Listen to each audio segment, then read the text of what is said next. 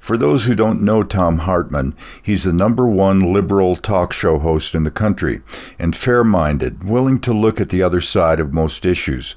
He's the author of many books on important topics, and he also brought this guy to national attention by interviewing him on his show every Friday for years.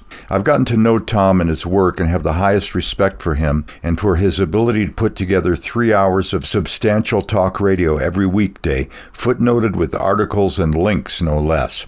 Plus at least one essay every weekday, of which this is one, which I've recreated with Thom's permission.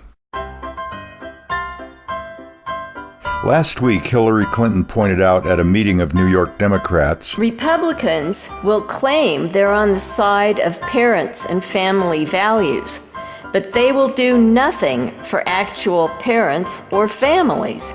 Nothing on child care, nothing on paid leave, nothing to help working moms and dads get by and get ahead. Now Republicans across the country are planning to imitate the Canadian trucker tantrum, trying to pull together enough vehicles to shut down Washington, D.C. the day of President Biden's State of the Union speech next Tuesday. Why are American truckers traveling to D.C.? Something about federal vaccine mandates that don't exist, or maybe federal mask mandates that don't exist, or maybe they're hoping to pick up a date. Who the hell knows? This is what the Republican Party has been reduced to, performance art. The Biden administration put forward a very positive program to deal with the massive crisis of drug addiction in America, and Republicans have hysterically gone off on a lie, accusing him of wanting to pass out free crack pipes. It's performance art that will lead to more overdoses, hepatitis, and HIV deaths. J.D. Vance, the morbidly rich banker who wants to be the next Republican senator from Ohio, tried to grab headlines by viciously attacking George H.W. Bush's Desert Storm commander, General Barry McCaffrey, while saying America should ignore Russia's invasion of Ukraine. Outrage is a powerful force, but it tends to be short-lived. Like leaning on a hot stove, there's a lot of noise and jumping around, but in the end, nothing productive usually comes out of it.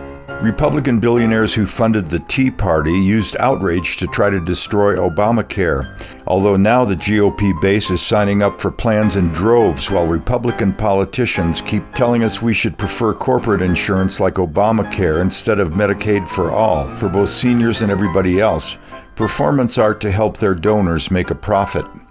Republicans have been complaining bitterly about the inflation that the entire developed world is experiencing right now, pretending they think it's all President Biden's and the Fed's fault. So they're going to deny the Fed its 5 new members along with a vote on its chairman and vice chairman that was scheduled in the Senate for today.